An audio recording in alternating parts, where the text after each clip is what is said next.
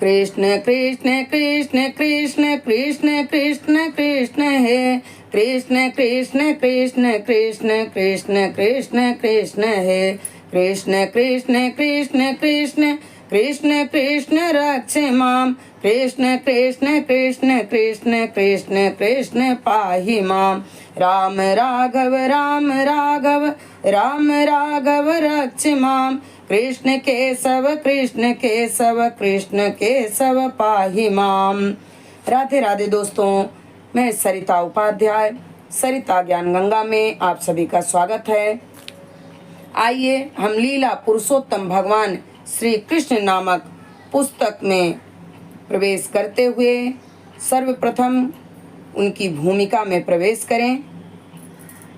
लीला पुरुषोत्तम भगवान श्री कृष्ण नामक इस पुस्तक को लिखने का प्रयास करते समय अपने गुरु ओम विष्णुपाद 108 श्रीमद् भक्ति सिद्धांत सरस्वती गोस्वामी महाराज प्रभुपाद को सादर नमस्कार करता हूँ।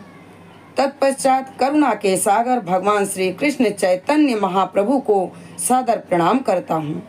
वे साक्षात भगवान श्री कृष्ण ही हैं, जो भक्ति के उच्चादर्शों को वितरित करने के लिए भक्त के रूप में प्रकट हुए हैं।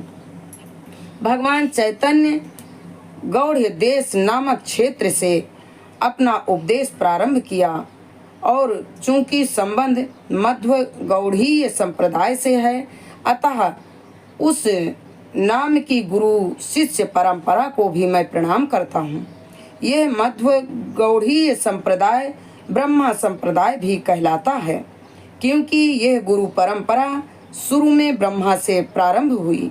ब्रह्मा ने सर्वप्रथम नारद मुनि को उपदेश दिया, नारद ने व्यासदेव को और व्यासदेव ने माधव मुनि या माधवाचार्य को उपदेश दिया। माधवेंद्र पुरी, जो मध्व गौड़ीय संप्रदाय के संस्थापक हैं और सन्यासी भी थे, माधवाचार्य की शिष्य परंपरा में आते हैं। उनके अनेक विख्यात शिष्य थे, यथा नित्यानंद प्रभु, अद्वैत प्रभु तथा ईश्वरपुरी। ईश्वरपुरी भगवान चैतन्य महाप्रभु के गुरु थे, अतः मैं ईश्वरपुरी, नित्यानंद प्रभु, श्री अद्वैत आचार्य, प्रभु निवास पंडित तथा श्री गदाधर पंडित को प्रणाम करता हूँ। इसके पश्चात मैं स्वरूप दामोदर को सादर नमस्कार करता हूँ, जो भगवान चैतन्य महाप्रभु के निजी सचिव थे। श्री वासुदेव दत्त तथा चैतन्य महाप्रभु के नित्य सेवक श्री गोविंद तथा चैतन्य महाप्रभु के नित्य सखा मुकुंद को भी मैं प्रणाम करता हूँ एवं मुरारी गुप्त को भी मैं प्रणाम करता हूँ। मैं वृंदावन के खड गोस्वामियों श्री रूप गोस्वामी, श्री सनातन गोस्वामी, श्री रघुनाथ भट्ट गोस्वामी, श्री गोपाल भट्ट गोस्वामी, श्री जीव गोस्वामी, श्री रघुनाथ दास गोस्वामी को सादर प्रणाम करता हूँ। भगवत गीता में कृष्ण ने स्वयं कहा है कि वे पूर्ण पुरुषोत्तम भगवान हैं। जब जब धार्मिक जीवन के नियमित सिद्धांतों की हानि होती है और आधार्मिक क्रियाकलापों में वृद्धि होती है, तब तब वे पृथ्वी लोक में अवतरित होते हैं। दूसरे शब्दों में, जब श्री कृष्ण प्रकट हुए उस समय इस लोक में या ब्रह्मांड में पाप कर्मों के भार को कम करने की आवश्यकता थी। अतः जब कृष्ण प्रकट हुए तो भगवान विष्णु भी उनके साथ थे। वास्तव में कृष्ण अपनी वृंदावन लीलाओं को प्रदर्शित करने तथा भाग्यशाली वध जीवों को आकर्षित करने तथा उन्हें भगवत धाम का आमंत्रण देने के लिए प्रकट होते हैं। वृंदावन में असुरों का वध कृष्ण के विष्णु अंश द्वारा संपन्न हुआ। भगवत गीता में कहा गया है कि भगवान के निवास स्थान का वर्णन हुआ है, जहाँ यह बताया गया है कि एक अपरा नित्य प्रकृति या चिन्मय आकाश होता है, जो इस व्यक्त तथा अव्यक्त पदार्थ से परे है। व्यक्त जगत को अनेक नक्षत्रों तथा लोकों यथा सूर्य चंद्र आदि के रूप में देखा जा सकता है, लेकिन इससे परे अव्यक्त भाग भी है जो किसी शरीरधारी द्वारा नहीं पहुंचा जा सकता, और इस अव्यक्त पदार्थ जगत के भी परे आध्यात्मिक जगत है। भगवत गीता में इस जगत को सर्वोपरि तथा शाश्वत कहा गया है, जिसका विनाश कभी नहीं होता। इस भौतिक प्रकृति का बारंबार सृजन तथा संहार होता है, किंतु इस आध्यात्मिक प्रकृति का अंश शाश्वत रूप से वैसा का वैसा ही बना रहता है।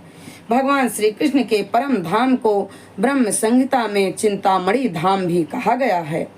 कृष्ण का यह धाम गोलोक वृंदावन कहलाता है, जो पारस मणि के प्रसादों से परिपूर्ण है। वहाँ के वृक्ष कल्प वृक्ष कहलाते हैं और गौवें सुरभि कहलाती हैं। वहाँ भगवान की सेवा में हजारों लक्ष्मियाँ लगी रहती हैं। उनका नाम आदि भगवान गोविंद है और वे समस्त कारणों के कारण हैं। वहाँ भगवान अपनी बंसी बजाते हुए उनके नेत्र कमल दलों के समान हैं और उनके शरीर का वर्ण सुंदर बादल जैसा है। उनके सिर पर मयूर पंख है। वे इतने आकर्षक हैं कि सहस्त्रों कामदेवों को लज्जित कर देते हैं। गीता में भगवान कृष्ण अपने धाम का संकेत मात्र करते हैं, जो आध्यात्मिक जगत में सर्वोच्च लोक है, लेकिन श्रीमद् भागवत में कृष्ण अपने साज समान के साथ वास्तव में प्रकट होते हैं और अपने कार्यकलापों को सर्वप्रथम वृंदावन में, फिर मथुरा में और फिर द्वारिका में प्रदर्शित करते हैं। इस पुस्तक में ये कार्यकलाप क्रमशः प्रकट होंगे। जिस वंश में कृष्ण प्रकट हुए वे यदुवंश कहलाता है। यह यदुवंश सोम अर्थात चंद्रलोक के देव से चला आ रहा है।